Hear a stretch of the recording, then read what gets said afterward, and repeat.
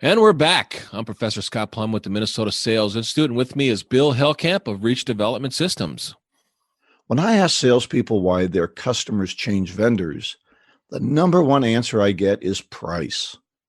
But when you look at B2B surveys, the reality is much different.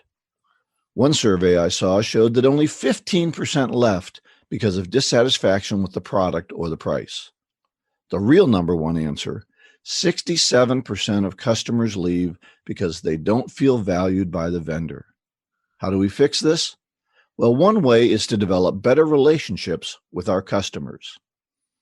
So fasten your seatbelts. It's going to be a bumpy night when Scott and I discuss quickly creating rapport and much more on episode 436 of the Get in the Door podcast.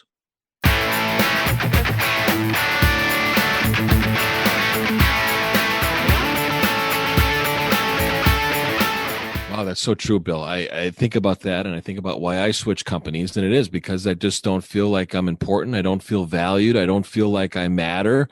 And companies get so focused internally and not externally. They get focused on their policies and their procedures, and they go, that's just not the way we do it around here. Yep. Instead of focusing on what customers want, what customers are looking for, what clients need, whether they know about it or not. And it's just so true on why clients, and customers switch companies. Yeah. And I think that one of the big reasons is that companies only pay their salespeople on new business, and they pay them less on old customers. And so the salesperson is motivated to go out and find new ones and leave the old ones to inside. Well, I know I got to elaborate on that, even though it's not our topic, but there's a difference between a sales rep and an account manager. Yep. Sales rep is going out and getting new business. An account manager is maintaining and growing existing accounts. And there's a culture within a company sometimes that only focus on new business and not servicing existing business. And that's another show, but it's just really sad to see it. And you can see it a lot in the insurance industry. And it's really sad when you lose your most important accounts because headquarters, HQ doesn't really care about them because they want to save money. They don't want to retain. They just want to save money. Anyway, let's hold on to that because we're going to talk about some of those things with our main topic. More later. Stay tuned there. That's right. Stay tuned. We'll get to that. So our book club on Beyond Selling Value, we're going to talk about chapter 9, the power of communication beyond the gatekeeper. And if those of you that are listening and remember Steve Kloida, he never said get around the gatekeeper. I said that one time on a show and he goes, Scott, Professor, that's not the way we do it. We don't get around the gatekeeper. We work with the gatekeeper. And he uses my own words against me. He says, we work with the gatekeeper. Do we ever help the gatekeeper? I think we should help the gatekeeper. I think we help the gatekeeper, but they have to recognize it as help too. But I think this is a long chapter. I mean, compared to the other ones, this is a long one. There's a lot of information in this chapter. And if you don't have the experience, here's where you can get the education. I think salespeople are built on two modes of developing. It's either experience or it's education. This chapter goes into a lot of scenarios on working with gatekeepers. And I really stress that work with versus get around or even help them. We need to work with them. Bill, what did you think of it? Well, I really liked it. They had a 4-step process that they went into, and I'll just cover that real briefly. It wasn't really an earth-shattering process, but it did encourage you to think through what's going on. The first one was to assess the risk and opportunity. So, if I go around the gatekeeper, I go through the gatekeeper, I use the gatekeeper, what's my challenge? What's the benefit of maybe ticking the guy off versus what I'm going to get out of it? So what could I lose? And then understanding why they're trying to block you, if they're trying to block you. And then a long chapter, a long section on alternative strategies, which I really want to talk about. And then to select one of those and go ahead and move forward. So really a basic problem solving 4-step process, but applied to this gatekeeper. Yeah. One thing that I noticed on step 1, when they talk about the assess the risk. Yep. They don't they talk about the salesperson's assessing the risk. They didn't get into developing and expanding on the gatekeeper's risk. What happens if the gatekeeper says no and doesn't let us through, or doesn't work with us, or doesn't cooperate or collaborate on getting an appointment with the decision maker just to even have a conversation? Right. They didn't talk about the consequences the gatekeeper takes. And you know what? Gatekeepers take a tremendous amount of risk when they shut somebody down. Now, you as a salesperson need to be able to position yourself in a way of saying, we're calling some companies in your areas that are similar in this business. This is an idea that others have talked about. I'd like to be able to have 15 minutes to share with somebody there that makes a decision. And if you're not interested, I can just move on to the next company. Now you're taking something away from that gatekeeper. That gatekeeper is taking a risk and saying no to you. They don't know what they're saying no to, so the interest and curiosity is high, which causes them to want to learn more. Now, you as a salesperson, there's no curiosity if we throw up all over everybody all the time. Exactly. We Exactly. spend so much of our time telling everybody everything we know and making a few things up that the gatekeepers are having the chance to feel like they can make a decision because we're not really talking to their needs. And I think that's a big part of it, that what we have to understand, and this was a core to their belief, is that the gatekeeper doesn't have anything at risk. So Right. if the gatekeeper can't make this decision, then you have to move to someone who does. Now, whether you want to call it working with the gatekeeper or going around the gatekeeper, whatever that strategy is, you have to find a way to move to that next level, or to the level of someone who is a decision maker who can be hurt if a decision isn't made. And that's one of the values, or one of the risks that we have to deal with, is that the gatekeeper doesn't have as much to lose as the decision maker does. Exactly. Now, their assessment was really just a T assessment. Well, I used to call it the Ben Franklin close, right? You put the pros on one side, the cons on the other, and you start listing them out, and whichever one has a bigger list, go for it. So if you're not getting any business with this person, if you don't do something, well, I guess you ought to move forward. The second level was the understand why. Why is this person, this gatekeeper, blocking me or not letting me through for whatever reason? And I think that gets to what you were talking about, this fear that they have of maybe making a mistake and letting you through to the gate, or to the decision maker, that could possibly feel they could damage them, or they lose control. What were some of the other whys that someone might want to block you? Well, I think one of the things that the authors talk about is that the gatekeeper wants you to fail. I think that that's a bit extreme. I think the gatekeeper wants to be able to protect their job, protect their reputation, be able to build trust with whoever they're protecting, and let's call it their boss, and not to feel like their boss needs to come back and say, I'd appreciate it if you didn't let anybody like that through again. Yeah. And I think there are times, though, when a gatekeeper will actively block you because maybe their brother-in-law is selling the other product, or they're, they got a great relationship with this other vendor that they can kind of push them around and push them on price. And so they might be actively blocking you not because they don't like you necessarily, but more because they feel they've got something to lose if the other vendor is gone. Right. They might want to be protecting an incumbent. That's and right. They like working with the incumbent. That's right. They get baseball tickets from them, or they, right. Whatever reason. Doesn't have to be a selfish reason. Could be a totally business reason, but they're protecting them. And so it's not necessarily about you, or I don't like this, vendor trying to come in. But I do like the one I'm working with. And you know what? Truthfully, we hope that what we're going to talk about later, that by building client rapport, we make it more difficult for another vendor to come in and take our business. Right, exactly. So we want to talk about in our second section. So protect what we have. But that's right. So as a salesperson, we need to keep that in mind and always make the gatekeeper look like the hero. So we want to make the gatekeeper the hero for bringing valuable information to their boss, and their boss recognizing the gatekeeper for screening and practicing discernment on what to let through and what to entertain. Yeah, the gatekeeper, again, if they feel they have something to lose, they're going to fear you. But if you can make them your ally and let them know that if things go well, they're going to get the credit for them, or when things go well, you're going to give them the credit, not try to take it all for yourself, then the chances are more, as you say, we can work with that gatekeeper versus challenging situation. But I think the gatekeeper needs to know, I'm going to get to this person whether you really want me to or not. Yeah, exactly. And when they find out that you're trying to block me, then there may be more trouble. So that kind of gets into the strategies. Now, they talked about alternative strategies and they dropped them into 3 different categories. You're not being actively blocked. There is a threat of a block, or you are being actively blocked. But a lot of the strategies really fell over different, these 3 different scenarios, as it were. So what were some of your favorite strategies for moving around or working with or thwarting that blocking of you? I think finding out what's going on within the company and giving relative information to something that's current is going to make the gatekeeper feel like this is a resource that they need to present to their boss. And by presenting something that's relevant, they're working with a salesperson that's credible. They're not making just cold calls to just anybody, but they're making a very strategic call, a very strategic offering. And their goal is just to have a simple step of a 15-minute conversation. And I think if that's all that they're risking, they're willing to take that risk for a 15-minute conversation.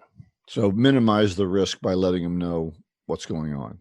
Exactly. One of the ones I thought was good, and they said this in a different way that I'm going to say it, but too many salespeople start at too low a level and they meet too many gatekeepers on their way up. So they're afraid to call into the C-suite, or they're afraid to call at the highest level. So they start at the buyer level. They start at purchasing, and then they can't get out of that box. Ooh, and yeah. So it doesn't always help you when you've already started too low, but really start thinking about who's the decision maker here that's going to be hurt if this change doesn't happen, and start at that level versus starting 3 levels lower because you're comfortable with them. Very good point, Bill. And I think that when it comes to a salesperson's development, we need to work on skills, techniques, but we also need to work on mindset. And that's a belief that the salesperson has that says, you know what, I need to start with purchasing. And if I do a good enough job there, then they're going to recommend me to somebody else. What is the goal of the purchasing agent? To buy the product at the cheapest price possible. What do they have to lose? Nothing. Think about it as a salesperson. Think about, when I call in a company, who's got the most to lose? Who takes on the greatest risk, consequences, and cost if they don't buy from me? What is the prospect experience if they don't buy the value that I deliver? Right. And if you don't get to that level, you're talking to a gatekeeper, not a decision maker. Right. That's the value term they use. Yeah. Other strategies that you liked? All of them are good. And again, this is a great experience through education if you haven't gone through this directly. The best way, I think, to develop your sales skills, salespeople, is through experience. I made over 10,000 phone calls in 1 year. And when I really thought about how many phone calls I made, there was no way that I could ever sit down and learn every sales call, every objection, every gatekeeper that I've ever worked with. The only way that I learned that is through experience. The more calls you make, the better you're going to get, period. You cannot substitute experience with education. Now, they'll give you scenarios in this book of things that you need to intellectualize and be prepared for, but the experience and the application of the knowledge is really what's going to benefit you the most when it comes to developing your sales skills. So go out there, make more phone calls. When you make more phone calls, you're going to be much, much better at it. Yeah, I don't disagree with that, but I do think that we can improve faster if we use the ideas of others. I don't want to walk through that minefield first. I'd rather use the ideas. And so some of the strategies that I liked that they talked about, one was don't always ask for permission. Just go ahead and move forward as if that's the way things are always done. And then let them know you have the meeting set and that you're going to talk good about them for getting you set up and letting you know what the real issues are. And they use an example there where they did that. And then all of the 5 assistant vice presidents were present. And the person was a little bit miffed until they saw how well things were going and they were getting the credit. So sometimes just move forward. Don't always look for permission, right? Ask for forgiveness. Ask for a pardon instead of permission is a little bit better. Yeah. And then the other one I liked was to expand your base and move through a different line. So let's say there's 3 or 4 different people sideways that you might be able to talk to. Start with another assistant vice president, and maybe you can move up to the decision maker through that person. So you don't only have one line of attack when you're working on an account. Don't always go linearly. sometimes move laterally so you can move up. So think of a little bit more strategically like a chess game. I don't always have to go right for the king. Sometimes I have to move sideways and then come through another tact. And I think that's too many salespeople. Well, Charlie wouldn't let me through, so I guess I'll just have to wait until he does. Well, no, Charlie's not the only access point. Find another access point. And then finally, the last step obviously was to go ahead and execute. Once you're decided on something, move forward, see what happens. And that's what you're talking about with the practice. You're going to have to try it and see what happens to see how it rolls off the tongue and how it works for you. And but here's the other thing too, Scott.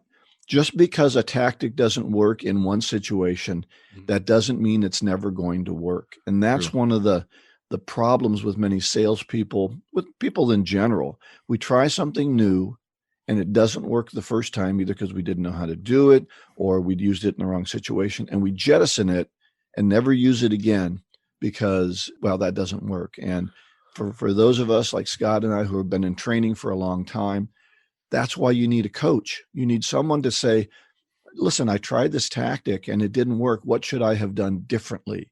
Not, I tried this tactic and I'm never going to try it again. Mm-hmm. I think a great start to that question is, how did we get here? I mean, what are the 2 or 3 decisions that were made before we got here? And then we tried this tactic and it didn't work. Well, maybe the answer is taking 2 or 3 steps back and figuring out a different path in the road, and take that. And then that puts us in a different position. I want to back up to something you said earlier about learning and getting experience. And, you can't learn everything through experience. But here's what you can do with experiences after every phone call that works or doesn't work, both of them work or doesn't work, is debrief the call and go, what worked? What would I do again? What would I avoid? And what would I, stop doing in the future, or hesitate, or the circumstances of applying that technique would be different if I were to try it again. Right. And that's where a coach can really help you.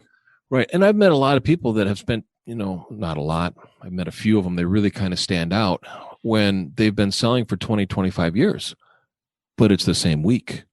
They've lived that week. That's the 25 years. You've seen them. Have you seen a bill? And it's like, oh my God, we can't do that anymore. The market's changed. Prospects have changed. How they make decisions has changed. How we communicate with people has changed. Well, that's because our price is too high. We need to lower our price. Always go back to the price. To the price, right? Of course. So I think what you said earlier, this book is a very good reference book for any salesperson. It is. And you should have a copy of it. And I wonder if there's a way for them to get a copy of this book, Scott. Wow. Is it possible for them to get it? Might no be charge? A way to get an autographed copy of this book. Wow. Even better. I think they can go to our website at getunderthedoorpodcast.com, fill out the form there, check the box that you'd like to be entered into the drawing. Or if you'd like to learn about our Quick Start coaching program, or you want to communicate with Bill or I individually, our contact information is also there. We love to build our LinkedIn network with our listeners. If you're going to send us a LinkedIn invite, and I've been getting a lot of them lately, and they don't always include the note that they're a listener. But when I accept it, they go, listen to the podcast, really enjoy the content. Really, you and Bill are doing a great job. Please, keep it coming. And that's when they really tell us that they're a listener. So include it in the invite. I always like to know, before I accept an invite, how did you find me? What were you looking for on LinkedIn? And whenever you want to connect with someone, do a little note.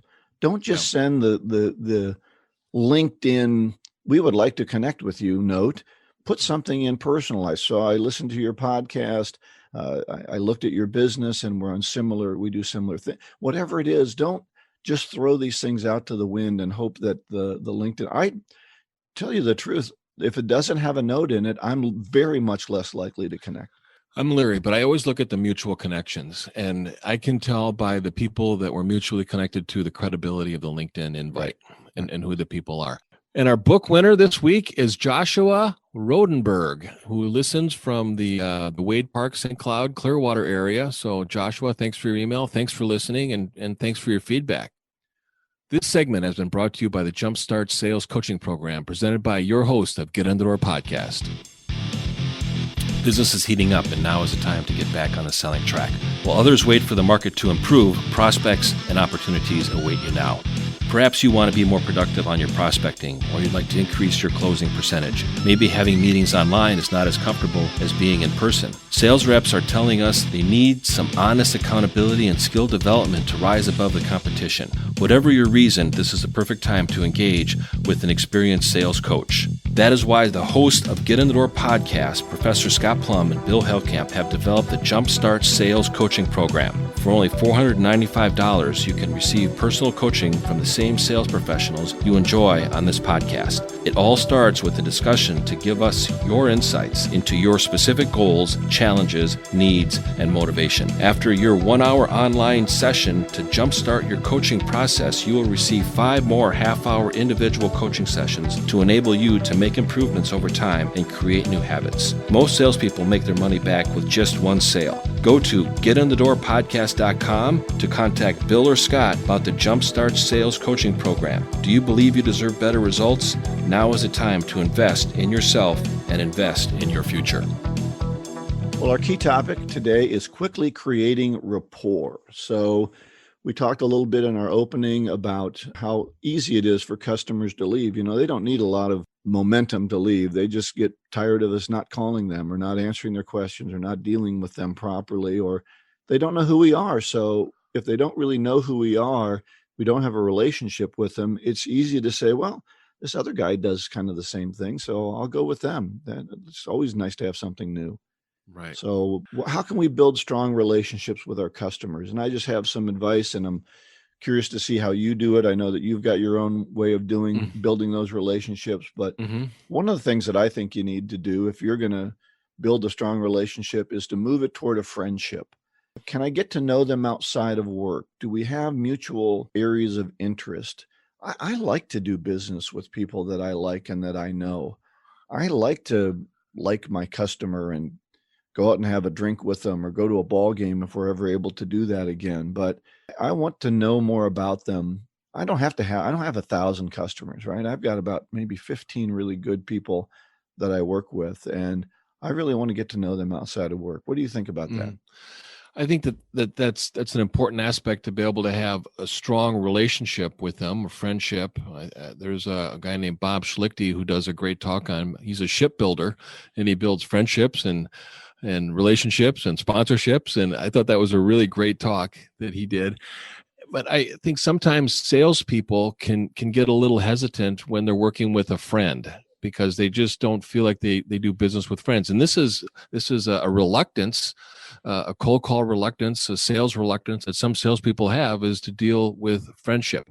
Now, if we just stop at a friendship and we don't move towards being respected, then we might not earn that credibility that we really want. And for somebody to rely on us and know that we're going to be serving them, and we're not just friends, and you're not going to just deal with me because I'm a friend. You're going to deal with me because I'm the one that's going to get it done. And I'm going to do it because we're friends. Right. And don't make the mistake. I'm not talking about starting with a friend and moving outward. I'm talking about you've already developed the business relationship. Now move that to a friendship as well. This isn't how we start a relationship. This is how we build a stronger relationship with somebody that we're already selling to. Again, I'm not talking about being Mr. Happy and now, you're going to buy from me because you like me. Right. You're going to buy from me because I'm competent. Yeah. And then I want to develop this relationship outside that as well. I think what you're really building on is what's really important to your prospect or your customer. What do they value, where you're able to support what is most important in their life. And you do that through building a casual conversation with them to be able to find out more about them as the human being versus the human doing, and the role of a salesperson-client relationship. Right. The second one I have is to make sure you're always expanding your base. A question I often ask a client is, who else should I know in your organization? Who else can you introduce me to? Or if I know somebody that I want to talk to, I'll say, Mary, can you introduce me to John? I'd really like to know him. And often we'll have, in the old days, we'd have lunch together. Now we'll have a short meeting together over Zoom or something like that. But continue to expand your base. Now, this is really important for a couple of reasons. One, there's areas in that company that you're not doing business with that you ought to be doing business with. Number two, Mary might leave sometime and you're going to need to have John on your side. So exactly. You need to expand laterally and up and down in every silo in order to make sure that when Mary leaves, you're not hurting your business. And as a matter of fact, it's doing your business good because now you can do business with Mary in her new company. Mm-hmm. So always be expanding your base. One, to have a stronger relationship with the whole organization, but two, to be able to have the opportunity to stay in there if they leave. I call that anchoring. So you're creating more than one anchor within a company. Like when you're rock climbing, you end up creating anchors so that if you do slip, one of them is going to grab and you're not going to fall all the way to the bottom. Climb? I don't, but I thought that was a great analogy. It came to mind as soon as I said it. Now, the third thing is always interesting, and I call it respecting their time. Now, we start to make friendships with people, and we can abuse that by calling them when we have nothing to talk to them about. You and I have talked about this a little bit before, I'm sure, but call on them only when you have something to say, and don't overstay your welcome. Leave them wanting to see you again. They shouldn't be the first ones standing up and going, "Well, Bill," because that's a sign that you've overstayed your welcome and they've got other things to do. I'm just calling to touch base. Oh, man, I'm just calling to interrupt what you're doing because I have nothing to do. What are you doing that I'm interrupting? You know, I have no value to bring you except hi. What's new? I'm just touching base. Oh God, I can't stand that one. Or I'm just calling to stay in touch. Okay, that's obviously that's what you're doing because you're calling me. But have a point. Tell me something that I need to know. Bring some relevant information about what's going on in the marketplace that I need to know. Tell me what's going on in your company that I need to know. Tell me about some things that are going to be affecting me in the future that I may not know about. Absolutely. So you're doing two things. One of them is you're demonstrating what you're doing in your actions, but you're also telling them something that they need to know that they might not be aware of. And that's really being that trusted advisor and that resource that people want from a salesperson. And not a pain in the ass that they don't want to see again. Because you have nothing to bring me. Why don't they ever call me back? Yep. Well, it's because the first call that we had was a waste of time, and I'm not going to ever get that time back, and I'm never going to answer the phone again when you're calling because it wasn't productive. My resource is a short video I have called "Avoid Me." And we talk about that. So number 4 step is get involved in their business. Find out what they're doing that you can support. What ideas do they have that you can bring new ideas to? What events are they having that you can maybe do giveaways or be at a booth or just go to their charity event? What's going on there that you can build that relationship at another level? The 5th one is to reward their trust. How do you say thank you to your customer? Give them your best in product and service, but also what can you do specially for them? You know, I laugh about health clubs all the time. The only note I get annually from my health club, you know what it says?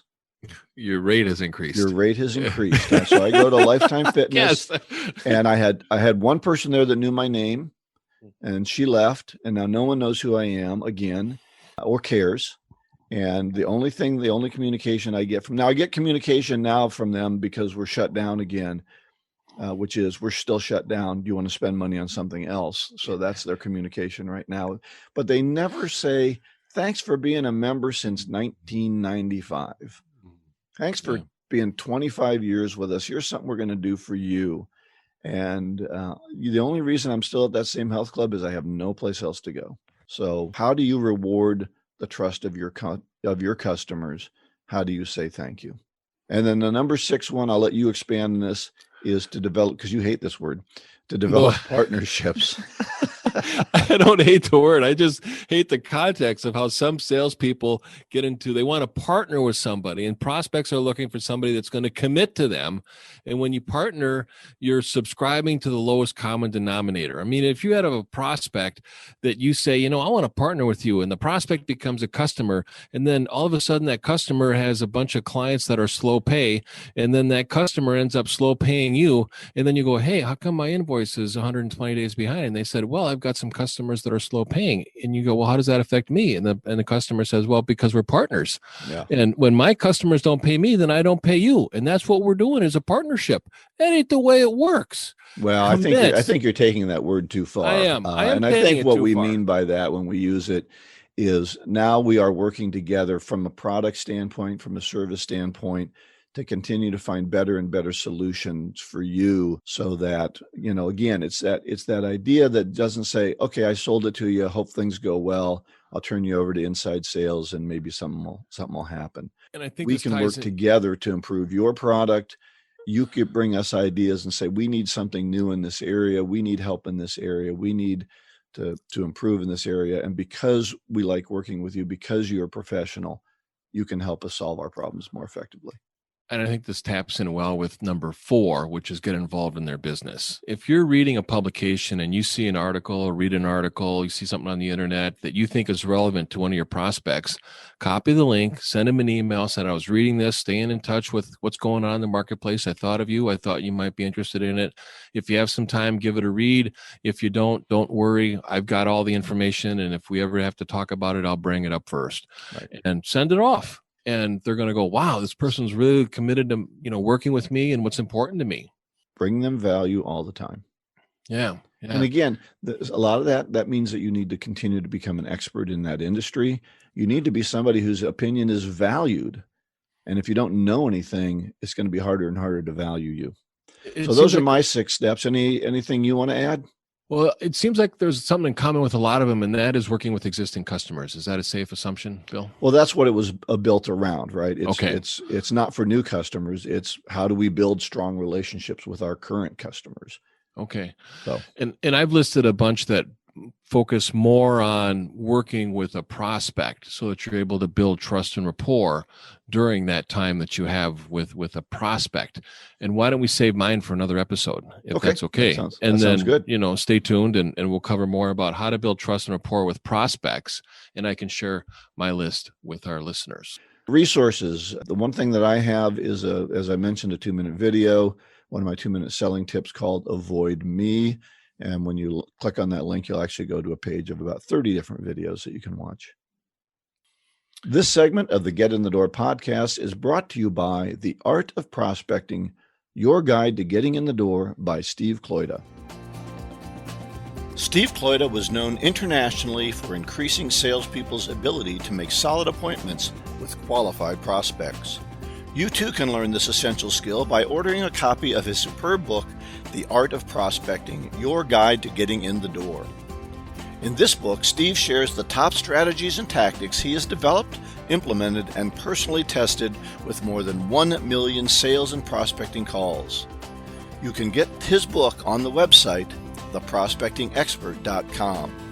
In addition, check out his other great online resources. Instant Sales Coaching, which will guide you through 5 online success modules. A guided prospecting process entitled Call Reluctance Transformer, and the Magnetic Selling Strategies Workbook, a detailed step-by-step guide to increasing your sales. Get any of these valuable resources at theprospectingexpert.com. Our golden nugget today, here's the quote. Wise men speak because they have something to say. Fools because they have to say something. But guess who? My favorite philosopher, Plato. Plato. I thought it was Pluto, the dog. But Plato is still a philosopher. He has not been disqualified from being a philosopher like Pluto has been disqualified from being a planet. That can happen. You can lose your philosopher status. This one tells me I should say less. Well, when you say something, make it important. Okay. And if you've ever been in a breakout session on a Zoom call and you don't know anybody on the Zoom call, it's amazing when somebody that doesn't talk a lot has the most profound contribution when it's their turn to speak. Well, and I think that's really true, right? We always talk about great salespeople are great talkers, are the best talkers. We hear that all the time. And really, they're the best listeners, and they wait until the right moment to say something that's profound. Yeah. And people find this really surprising, but the most successful salespeople are introverts. And people just find that really hard to believe. They think all salespeople are extroverts. Well, there are some that are like that, and they enjoy the interaction with people, but sometimes they need to be able to take some time to recharge their batteries, being an introvert too, so that they can have the energy to be an extrovert. Our contact information and all the show notes can be found at getinthedoorpodcast.com. And next week, we're going to cover Chapter 10 of Beyond Selling Value, the Power of Presentation, Your Moment in the Sun. And Bill, I know you're going to be able to contribute a lot to this because this is one of really your specialties, your expertise in this area. I do a lot of presentations, right? And the topic that we'll talk about is goal setting. So as we And start that's different from the vision setting we were doing before, right? Yeah, much different. Okay. Go out and get better one skill at a time. Joyful selling.